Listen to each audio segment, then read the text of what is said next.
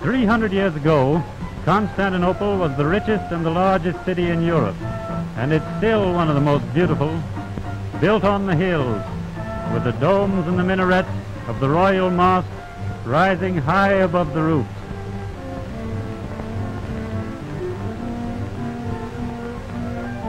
Connecting the old section with the new is the Galata Bridge, built on pontoons, so it can be opened up to let the ships pass out of the River Golden Horn that flows through the city.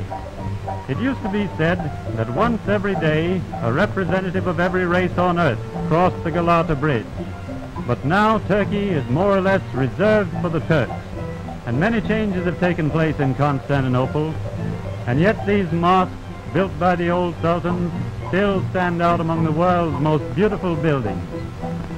For hundreds of years, Constantinople was the center of the Mohammedan faith and the most powerful enemy of Christian Europe. But today the gates are open. Christians may enter all the mosques and walk about freely in the shadow of the crescent that ornaments the highest dome.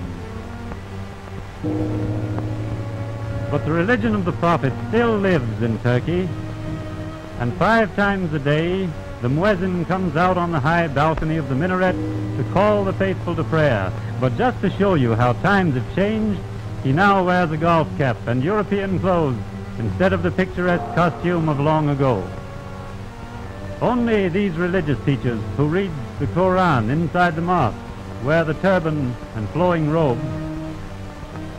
And we see the people making their ablutions outside the mosque before going into prayer. They no longer wear the Turkish fez, but the Mohammedan faith requires them to wash their hands, feet, and faces, and to remove their shoes before entering the mosque in order not to profane the holy carpet.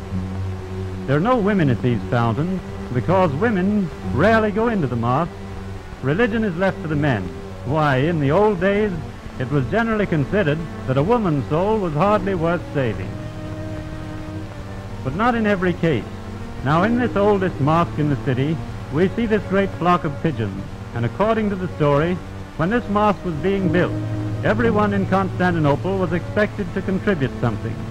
A poor old woman brought a pair of pigeons, the only thing she owned, and for that unselfish act her name was written in paradise, and the pigeons are still fed in her memory.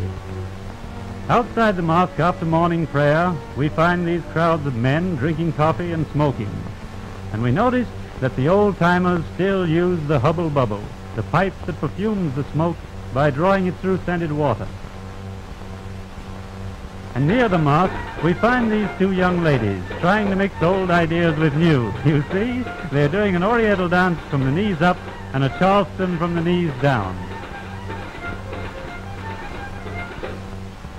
Wandering through the streets, we get a sample of the daily life of the old quarter. We see the camels march along with their loads of firewood, and we see the butcher driving his mutton to the market on the hoof. He manages to pilot this flock of sheep through a tangle of wagons and people. You know, it's a typical Oriental scene, but it's dressed in European clothes. And the Turkish porters, the famous strong men of the East, go by with their enormous baskets. The peddler of sweet cakes and Turkish delights carries his stock in a glass case, which is made especially to keep the flies in. Even the soda fountain travels on legs and sells a sweet syrup called sherbet. It's a popular drink with old and young in Turkey because the Mohammedan religion forbids intoxicating liquor. But when you've seen how this soda fountain man sterilizes his glasses for the next customer, well, you may think that strong drink would be just as safe. Water travels on 4 legs in Constantinople, and that's because most of the houses have no plumbing and depend on the public fountains for their water supply. The peddlers draw it off in old oil cans, load it onto their donkeys, and sell it through the streets at 2.5 cents a can. Some of the oldest streets are built like stairways, winding up and down the hills. And in this old section we still see a veiled woman now and then, wearing the heavy black curtains that every Turkish lady wore in public until a few years ago. But in contrast, the modern Turkish working girl passes by dressed like our own flapper.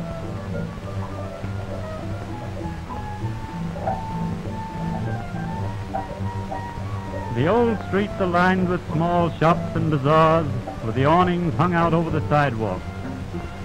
But the new streets have trolley cars and handsome marble houses, where the city seems almost more European than Oriental.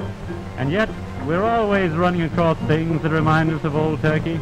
Now, take this fine beard, for example. It's fit for any sultan, and its owner's so proud of it that he has it washed right out in the street in full view of the passing crowd. But what has become of the romantic side of Constantinople that we used to read about, the Sultan and all his wives? Well, we'll visit the Sarajevo Palace and see if there's any of it left. So we begin at the gate of the old harem, a gate that no Christian man ever passed in the old days. But now we enter this inner court, and along this gloomy passageway, in small rooms without windows, live the Sultan's ladies, entirely shut off from the outside world. Not a very lively existence, according to most accounts. And here in the harem grounds we see the Baghdad kiosk, built in memory of the Turkish capture of Baghdad. And beside it is the marble floor, where the favorite dancing girls performed for an audience of one man. That man was the Sultan, who sat in that little pergola on the left and threw gold pieces to the girls who pleased him. No pictures of those dancing girls exist, and that scene could never have been photographed for love of money. But now we leave the palace on the hill and sail up the Bosphorus Strait in search of more romantic places. And we pass the great Dolmabahce Palace. This magnificent building has a grim history. So many murders were committed in it that the famous old Sultan Abdul Hamid refused to live here. He claimed that it always smelled of blood. And now some of the buildings have been partly burned and fallen into ruin.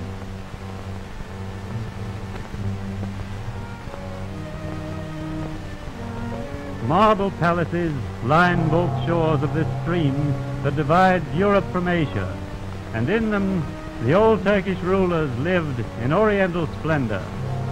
It was a great life while it lasted, and it lasted 469 years. From the time when Muhammad II, the conqueror of Constantinople, built that old fortress up there on the hill, down to the day in 1922 when Turkey became a republic. And on that day, the last Turkish Sultan left his palace and rode through the streets of the city for the last time. And as he rode away, old Turkey, with all its glamour, rode with him and passed out of the picture for good.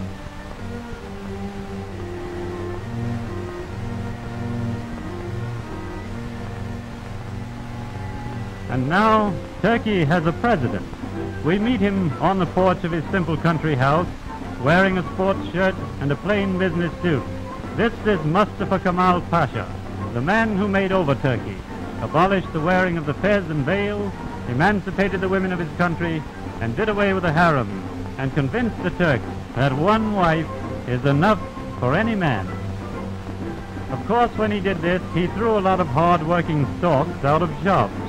And so now we see these famous Turkish birds loafing in their nests on the housetops, and as they look out over the city, why, they probably say to each other, the old town ain't what it used to be.